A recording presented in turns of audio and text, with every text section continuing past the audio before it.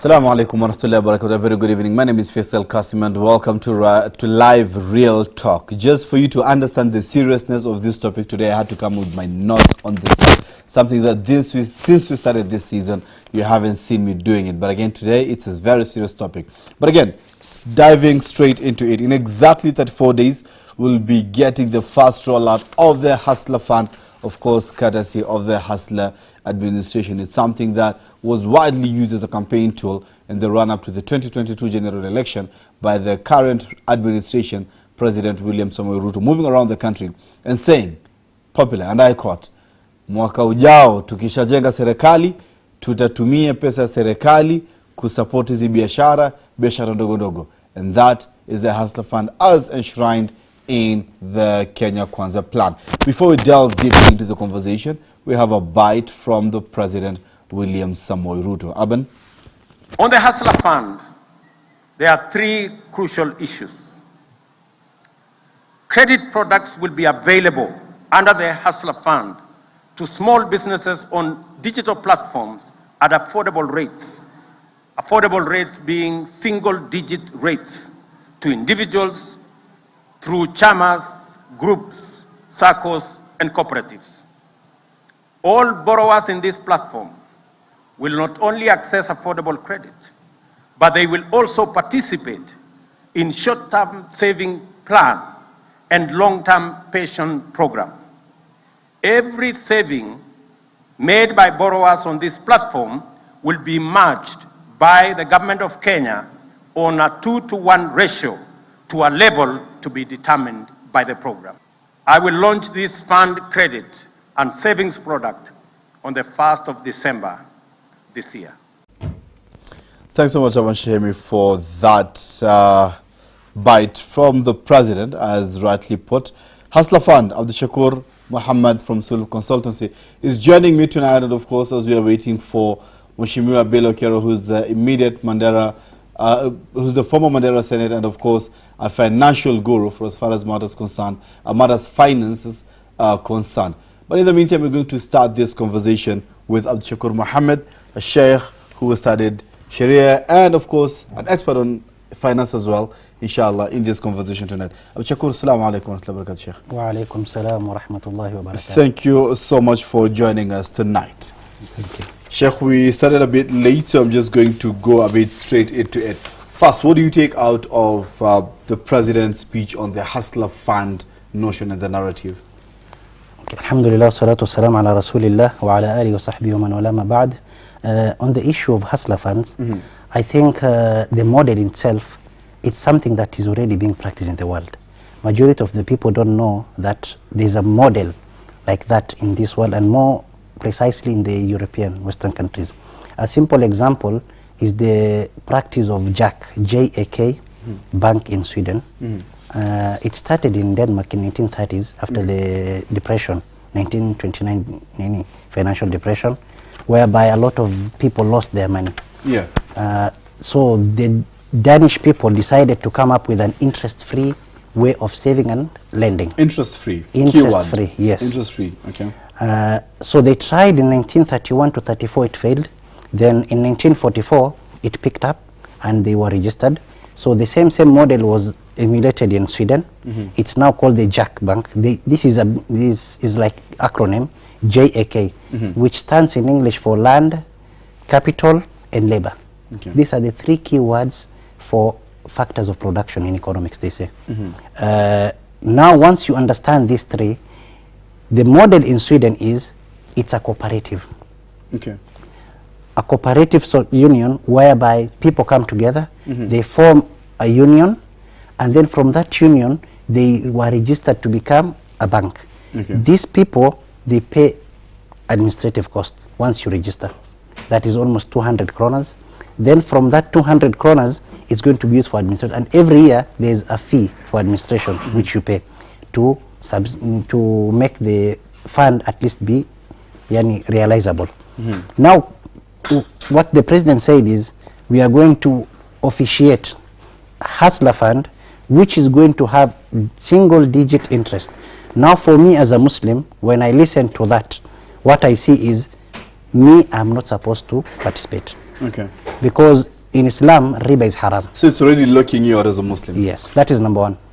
Jack, as you rightly put it, of course, in Sweden, yeah, I read about it. In 1944, it picked up. But again, they were paying the administration cost, which was clearly entitled and named that this is the administration cost, and it was a willing pay. Yes. From the onset when people were taking part in it. Yes. They were being told, this is an administration cost, yes, and of which it was even less than 10% of the money that they were saving. Yes. And it's actually a cooperative per se, yes, right? Yeah. Of course, so similarly, SACCOs in this country, the president is planning to use the same channel to distribute the Hustler Fund, is actually a saving and a credit cooperative. Yes. More or less the same thing. Same thing. But again, the difference here is that SACCOs come with interest. Yes, it is a saving. Yes, it is a credit. But again, on how SACCOs operate is that when you want to take credit, one, you need to have maybe proposals, secondas, right? Yes. And then after that, then you need to, there is actually like a statutory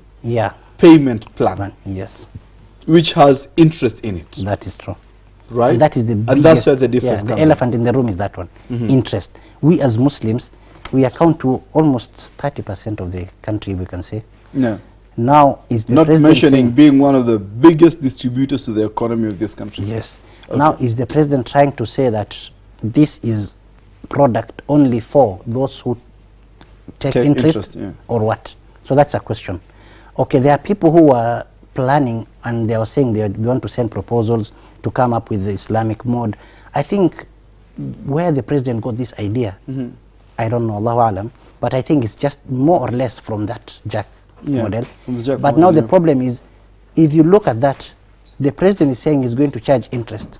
Don't forget, these people collect the money. Let's assume the only non-Muslims will take. Now, it's in itself is still dhulm to them. It's unjust to them because they'll be paying interest at the same time, because you are using that fund to establish a business or maybe run as a working capital for your business. There's something called income tax you're paying. So now the government is getting twice benefits. There's the interest and there's the tax. Now who is benefiting more? The government is benefiting more. Now again, the instead of giving money back to the poor as whatever he said is going to be, actually he's taking more from what he's giving. He's giving 10 and taking 25. But he mentioned that they're going to double up or match up or actually do a double in terms of the saving for every saving that is being said. But anyway, we'll get back to the nitty-gritties. Our topic tonight is about SACCOs and how Muslims can benefit. So basically, what we're agreeing here tonight is that from the onset, the president saying that it's interest-based, that itself lock out Muslims. Yes. Right? Sheikh, I'm going to ask you, is there a way, is there a provision from your own research, from your own knowledge, being in Sulh Consultancy, I'm sure you work with some of these things and information. Are there provisions within the law to accommodate or to work with SACCOs that are halal oriented? Yeah, there are ways. Actually, there are some SACCOs here in Kenya now, Muslim SACCOs, which when you go and look at their books and how they're practicing it, is totally fully Sharia compliant. I know of some SACCOs, I don't want to mention names because it will be like doing marketing for some SACCOs, but I am sure I know of some SACCOs. I've been to one of them, sat down with the people in the office, asked them questions, because one client came to me, he wanted to know if this is halal or haram. So I went with him, we sat down, we viewed their contract and everything, and to my shock was like, wow, mashallah, are you guys doing this? She said, yes, we are doing this. I was like, you register yourself, this is a good place. So we have, it's already there. It's not something like a rocket science, it's there, people are doing it. And the president said people should form SACCOs or chamas, if I'm not wrong. So if people are going to form SACCOs or chamas, then we can, as Muslims, create our own SACCO, have our own model, take and propose it to the president. I said, this is what we have, and this is how we want it to be done, and this is what you guys are going to benefit. Because if they're looking for benefit, double, triple, there are contracts that can be utilized from an Islamic perspective, whereby Muslims will benefit, and also the government is not going to lose anything. Interesting. So, but I mean, because I was just in my research and looking into some of the regulations for as far as SACCOs are concerned, looking at the Act of SACCOs, Act 2017, Act number 15, Act of 2017, Section 53, says that the Cabinet Secretary may, in consultation with the authority, make regulations providing for the licensing and supervision of cooperative societies carrying out the deposit-taking business in compliance with the Islamic law. Actually, the Finance Bill of 2017, yes, they created an avenue for the practice of Islamic finance. Although it is not fully realized because of some hiccups, but at least it creates a room to accommodate and accept. So basically what you're trying to say, and what we're agreeing here tonight, is that at least there are provisions in the law that accommodate and take up Islamic banking as, or rather Islamic financial institutions, including SACCOs, right? Of course, that is, we are waiting for SACCO Societies Act of 2021, which was tabled on the floor of Parliament on 29th of November 2021. I'm waiting to see the verdict, what exactly is going to come out of it, if anything about that is going to be changed or what. But again, what we're agreeing here tonight is that there are provisions, right? So basically, we as Muslims, we should stop lamenting and actually take part in the process. How do we do that, Sheikh? Okay, we can do that in different ways. Number one, I think we can create our own SACCOs or utilize the SACCOs that are already there. We go and register. Once we register, the SACCO in itself, they already know what they're supposed to be doing, the contract that are supposed to be used. We have contracts like Qardul Hasan, which is a benevolent loan, whereby you take a loan and you return it the way it is. You take 100, you return 100. You take 1,000, you return 1,000. That is one way. Okay, there are other ways of formulating that one. Since it is a SACCO and Chama, and number two, as the President rightly said, you have to save, then whatever you saved, they double, right? So we can even say, okay, we are 5 of us, we want to start a business, maybe you are like-minded, we can have the form of what we call ta'awun, whereby we come together, we create our own chama, we have a certain goal we want to achieve, and we know that A, B, C, D, if we get this, we can achieve our goal. So as a chama, we can create a partnership contract with the fund, whereby we do the practice, we become the mudarib, or we become the musharaka partner, and utilize the business, do the business, let the government take their share, we get our share, and the money is back there. Sheikh, you mentioned another key point, that's another elephant in the room.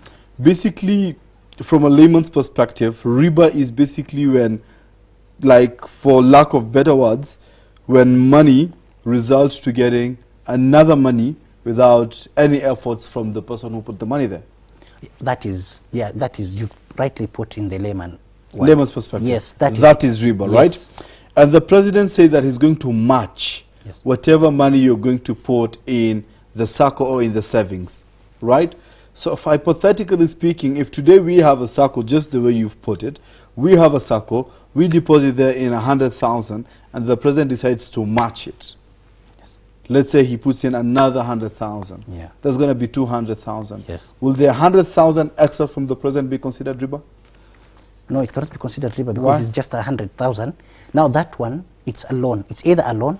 No, he said to encourage the saving culture. But so he's just going to match up to make our life easy and make our life more comfortable. No, but you're going to use that money, generate income, then pay that money with an interest rate. Sheikh, you're confusing. There are two things. There is the hustler fund, right? Which is you apply the hustler fund through SACCOs and all that, right? Which you pay back as a loan. You pay back with a single-digit interest, which you've agreed that the interest part is not allowed. But again, we have SACCOs that are Islamic, or we can create more SACCOs that are Islamic, and we take part in the hustler fund. That's given. That's gone. Simple. Another thing, another issue. Saving culture for the Muslim saving culture for the Kenyan community. And the President pledged that he's going to add, going to match some of them through, let's say, the NSSF scheme, for example, right? So we put in money, and then he's going to match. But you know, we need to understand the concept of matching. He's not going to match just because you're saving. He's going to match once you save, and you need a loan to do business. Now he's going to look at your account. How much do you have as Faisal? Hypothetically speaking, if he says he's just matching just for the sake of matching, it's not going to, so we'll ask him a question. what is this money you're giving us? Is it hiba, present? What is it? We need to understand, because, you know, Faisal, let me make it clear for you. Let's assume me and you, we agree. Yeah. We are working together. We say, you know what? You know, nowadays, health bill is very expensive. Yeah. How about we create a box here whereby every month we put 10 shillings. Okay? When someone needs that 10 shillings, you'll put maybe 50 shillings, I'll have 50 shillings. If you're in need of 100 shillings, you use the 100 shillings that is in the box. 50 mine, 50 yours. Okay. Okay? And then use it. Then our boss comes and he say, okay, if you guys are going to be doing that, and because I want you to prosper in life and have a better future, if whatever you put there, I'll give you the exact amount. If you have 50 shillings, I'll give you another 50 shillings. Right? Okay. So me giving you, the boss giving me and you the 50 shilling is not riba in itself. Riba will come when he says, I'll give you 50 shillings, but when you're returning back to me, that 50 shillings that I gave you, you give me with 5 shillings extra. That condition of giving you 5 shillings extra is what is called riba. So the conditioning here come into play? Yes, that's number one. Okay. Putting that condition that I'm giving you a loan, with a condition you give me that loan with an extra amount, that is riba in itself. Okay. So that's one phase of riba. Now there's another phase of riba. Is whereby discounting the principal debt. Because you, like, someone, I want to, 3 of us, we're having a concept of saving, and then the boss, same boss, comes say, I'll give you a loan to benefit yourself, then you can return back to me. But once we agree on that, then Abdushakur takes the money. He has an emergency back home. He takes the 150 from the boss and 50 from Faisal and Abdushakur. Yeah. He goes and utilizes. Then he comes. The boss now I'm off. I'm no longer working there. I was fired. Maybe for any reason. Now I'm out of the job. I'm hustling, looking for money. I'm supposed to be paying the money. Don't forget. I'm supposed to be paying the money. Now the boss comes and say, you know what? Since I cannot follow up on you, he goes to Faisal, say, Faisal, listen, give me 40 shillings. Okay? Go and take from Abdushakur 50 shillings. I'm selling you my loan that I owe Abdushakur. What is he doing? He's discounting the loan to sell it to you. I think you're understanding me. Yeah. That is riba. It's not allowed. But again, just adding on top of it is... No, putting a condition. Depending on the condition and the intention. Yes. This, you know, riba in itself has different phases. There is riba in duyun, something called riba in duyun, riba duyun. And there's riba fil buyur. In debts. Yes, and riba fil buyur. In selling, there's riba. Business, yeah. Yeah. So if I sell gold that is 24 carats, okay, to someone who has gold that is 18 carats, okay? So when I'm selling to him, I'm not supposed to discount it, because first of all, if it's gold, it's supposed to be sawa and bisawa. If it's 24 carats, it's supposed to be 24. Okay. Okay? Okay. Same carat, same value. Same value. Everything is the same. It has to be the same. same. I'm going to ask you to hold it there because we are going on a very short break. We need to pay our bills. But again, when we get back, there's more that we're going to talk about, including where does that leave businesses? Talk of financial institutions like banks, like SACCOs that are already existing, and chamas that actually survive through loaning and crediting, especially the ones that are non-Islamic. They're surviving through interest. So where does Hustler Funds put them? We're going to discuss that and much more after this very short break. Thanks so much for keeping it live. Real Talk. We'll be back in a minute.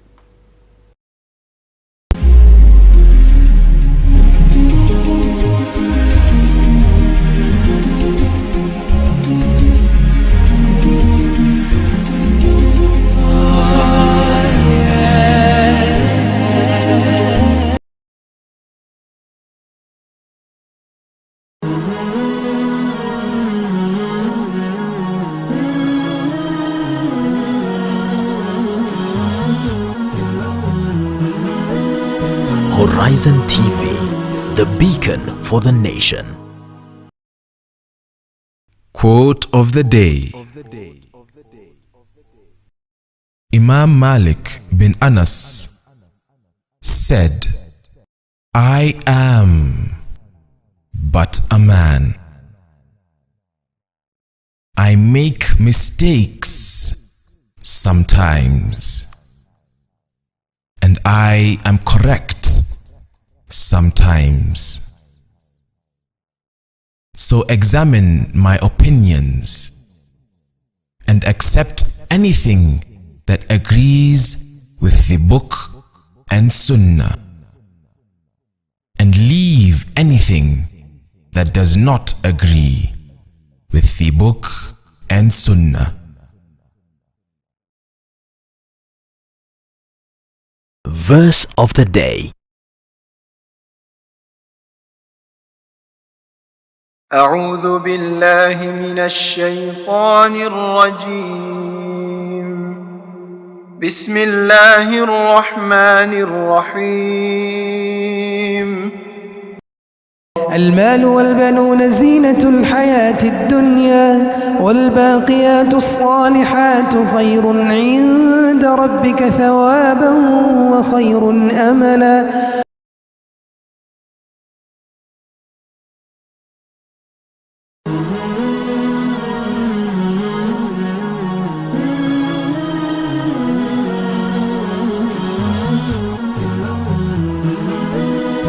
Horizon TV, the beacon for the nation.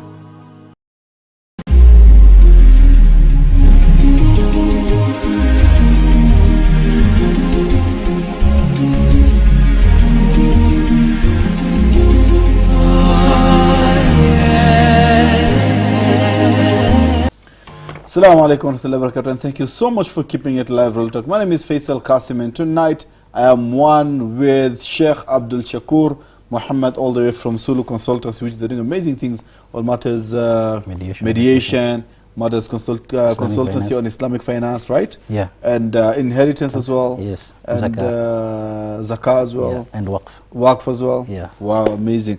Doing a lot of things, mashallah. I'm doing marketing. Bro, na phone nilipe je. Inshallah. Mpesa number nitakupatia tukitoka hapa. Inshallah. Okay, sawa. So, I mean, you talk about the Hustler Fund, but before we continue, I need to register the apologies of Honorable Billow Kerrow, who got an emergency and could not make it. We were expecting until the last minute. I got the communication that he had an emergency few minutes before the show, and he could not make it. He was not even in a position to communicate, neither was his PA, because they were working on his emergency. But alhamdulillah, they are stable and things are okay right now. We cannot release more details since we really are not aware of exact situation, but what we know is that it is an emergency and they are at the hospital at the moment. Our du'as and thoughts are with you, Mheshimiwa Honorable Billow Kerrow, and your family and everybody that you love, since you don't have any information about who exactly is ill and what is the condition. But we are together in prayers. Sheikh Muhammad Shakur. Yes, Abdushakur Muhammad. Yes. We've spoken about Hustler Fund and SACCOs and all that, right? Mm-hmm. And the Kenya Kwanza administration is planning to roll out, of course, from the 1st of December. And they're expecting a single-digit interest. They even have a whole ministry, a docket and a ministry to administer that throughout the country. So, in a layman's perspective, we understand that the government is not supposed to be doing business, but rather facilitating and making the business environment conducive for the businessmen and the private sector to thrive, right? But in this case, we are seeing the government operating in what might be misconstrued as business. Of course, we've seen microfinances, we've seen companies like, for example, Safaricom with the Fulises and the Mshwaris. We have seen SACCOs and other banks, right, operating in more or less what could be understood as the same model, giving loans and then they take back the payback with an interest, right? Only that now the government is coming into the business with an amazing competition, like single-digit interest. Right now, the current interest rate goes for at least 9 to 12%. 9 to 12% as the standard rate, right? Yes, yeah. So when the government comes with a single-digit interest, then they'll be competing with the lowest banks of 9%, of which now it's, I don't know, in your words, where does that leave the private sector like banks, microfinances, and all these lender businesses? Okay, what I understand is, I think, if I'm not wrong, the government, if they will directly engage the people, is going to be impossible because they don't have that capacity per se to do so. So what the government is trying to do Do you is... think so? But they have the administration, what do you call it, this provincial administration that trickles down all the way That to is the true, but Mwananchi. you know, for you to give loans Yeah. and to give money, you need to have the background of whoever you're giving money. Yeah. That's number one. Number two, they have criteria and conditions for people who want to join the Hustler Fund. Okay. One of the conditions is that someone has to have a, what do you call, approved, Clearance from CRB. Yeah. Not only CRB, even DCI. DCI, CRB, all of them. Number two, you need to have 4 recommenders. 2 from your family and 2 from your chama or the SACCO. Now, my understanding is the government will reveal what they want to do, then they will open a chance for people to create SACCOs or for the existing SACCOs to apply the Hustler Fund so that they will come with the data. We have our data, these are our members, they've been saving this and this and this amount. We need money, a booster for the SACCO in itself, because that is going to be easy for government to monitor specific SACCO, like XYZ SACCO. They have these products, these are their members, take this amount. Now they already know XYZ SACCO have like 2 billion. ABC SACCO, they have 1 billion. We've seen SACCOs growing up and transitioning to becoming banks. Yeah. Right? Yes. So if the president takes up this mandate and actually work with SACCOs, then are we looking at uplifting of SACCOs at the expense of the banks, which is a thriving financial sector in this country, and bringing in more players rather into an already saturated market? I think it is not like that generally, because most of the banks, they have a lot of conditions for giving out loans. That's why you'll find banks, they will only give people who are eligible, who are qualified to some level. And this fund that the government wants to roll out, I think it's the fund meant for specific people, small-scale businesses, very small scale, people who have no, what do you call, securities. So if they create their own SACCO, then through their own SACCO, they can be governed. It's easy for the government to govern like that. Again, where does that leave the fate of the banks? Because, I mean, the banks, like, for example, there is a very big bank that's so big on retail banking, for example, right? Of course, you cannot name names, right? Because, but again, there are banks that are big on retail banking, of course, right? And they're actually working with SACCOs and chamas and welfare groups and CBOs, right? So, I mean, if you empower SACCOs, then these Wananchis and the organizations, then they'll run to SACCOs and at the expense of the banks. That is true, but not all Wananchi is going to run to SACCOs. The banking, the SACCOs themselves, they go to bank for financing. Yes, these SACCOs, they will go, if it's an Islamic SACCO, if they have like a gap in their financing, they'll go to like an Islamic bank to go and look for funding. Then they, because they have the security, they'll give the security. The Islamic bank is going to give them the fund, and they are going to roll it out. Now, the challenge will be if the bank, if the government focuses only on these SACCOs, okay, and they empower the SACCO to the level that they don't need the services of the bank. Now the banks are going to be affected, and there's no doubt. But now I think the government is going to give the banks itself business. Like if you remember 2 years, like last year, the government was a big borrower of banks in Kenya. Do you know that? Yeah, I remember that. Yeah, so if we have such scenarios, then there's no need for us to have that worry. But let's look, Faisal, on the bigger picture. Who are we going to benefit? Do we need to care about the small people who cannot afford, or do we need to care of big banks who they already have their own big share of the cake? The banks are better off. They don't really need these small scale people like Abdushakur to come and ask for 5,000 loan. They need people like Faisal who can come and ask for 100 or 1 million. I'm still waiting for my M-Pesa. I don't know how you put it, but I'm still waiting for my M-Pesa for marketing. But again, anyway, but I do understand your point. Let's look at some of the comments. Say Abu Maher Al-Ansari says, unnecessary narrative. You know very well that this is a loan with interest, so what's there to discuss, basically? right? Okay, about the Hustler Fund. So maybe just want you to react on that. Okay. Actually, we have to discuss this issue to make the Muslims be aware of the negative issues of Hustler Fund, because it has interest. Majority of the Muslims don't know if interest is haram. This I can tell you for free. Tell the brother, if he's listening to us, he can take this for free. I know of Muslims who go to take loan and they don't care. Interest Some of them, loans. interest loan. I know of someone who said, we will do tawbah mbele mbele. I quote him. Wallah. Wallah. You tell a Muslim, the Prophet ﷺ said, لَعَنَ اللَّهُ آكِلَ الرِّبَى وَمُوكِلَهُ وَشَاهِدَهُ وَكَاتِبَهُ. Allah has cursed the one who consumes riba, the one who writes riba. Okay, how many Muslims are working in conventional banks? How many? A number of them. Do they know that you being part of that contract writing or being a witness to that, you get a curse from Allah? Does he know that? So these are things that we need to make Muslims be aware of, so that you run away from riba or anything related to riba. And that's why the importance of this topic. Subhanallah, interesting. Another one says, Shaib bin Ramadan says, Hustler Fund is haram. Achana na. Alike Anami says, Hustler loan, not fund. It is haram money for every Muslim that believes in Allah, because you pay back with interest, as the President said.